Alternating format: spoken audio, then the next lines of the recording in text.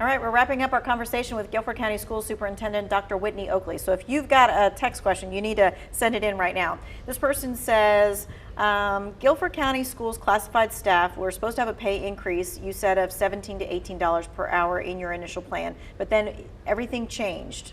Why is that? So we were never able to give a figure. We were able to state the problem, and that was that experienced employees did not have a meaningful pay increase from brand new employees. We also had supervisors who were making the same as the people they were supervising. So what we had to do was make a plan to address the whole model. The whole model cost about $38 million.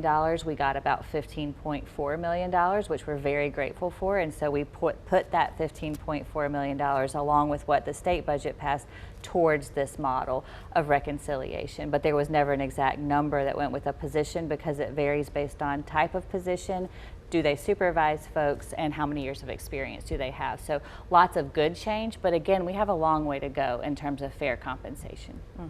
This is another money question. The governor said every state employee would get a $1,000 retention bonus. What happened to that?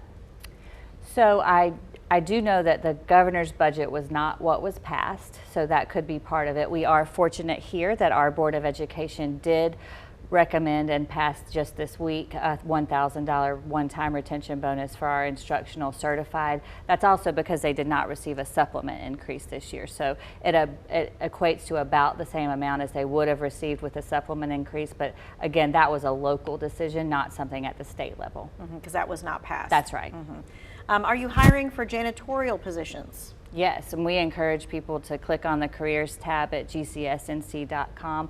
We're hiring for a wide range, particularly in our facilities, our classified, our maintenance positions. We're just working to be at market value, which part of the salary study is going to help us do. But we welcome people to come and work for Guilford County Schools. This question is about English learning students. They have greatly struggled because of learning gaps as a result of the pandemic. How is GCS addressing the specific needs of this population? Yeah, and our English learner population is growing in Guilford County, and so it's not going to be, again, just one thing. We have partnered with universities to make sure that English learners have tutors who are able to meet their language needs. We also just opened a second newcomer school. We have a rapidly growing immigrant and refugee population, so we now have the Sylvia Mendez Newcomer School in High Point and the Doris Henderson Newcomer School here in Greensboro, both of which are growing in terms of student population. And then we just have to pay attention to the data. We have enough data to know what skill gaps there are, and so we have to work with our tutors, our classroom teachers, to be able to identify those skill gaps, address them, and then continue teaching. It's not like you get a break to fill in all the gaps. You still have to do that year's worth of instruction too. And so just making sure that we're paying attention to the individual student is going to help us a great deal. We have wonderful teachers of English learners here who really understand academic vocabulary and how to help students, but that is a student group that fell some of the farthest behind as a result of remote learning, which makes sense. This question is about, the superintendent said that we had the #1 school in the state, or maybe in the nation. What is that school? Yeah, we do. We have U.S. News and World Report recognized the early college at Guilford as the #1 school in the nation recently. We're very proud of that. We have other schools, of course, that have gotten lots of national recognition. The STEM early college at North Carolina A&T and Weaver Academy are some of those that are also ranked very high nationally. And we're proud of the schools we have. We're proud of the schools we're building, and we expect to continue to stay on that list. This person's asking, will you be bringing back master's pay for teachers? So the state is what guides master's pay for teachers. We continue to advocate for master's pay for teachers. It's in some versions of budgets and then left out. We will continue to say and advocate for how important that is. Teachers deserve to be compensated for the schooling that they've had to become master teachers, and we will continue to advocate for that to be the case.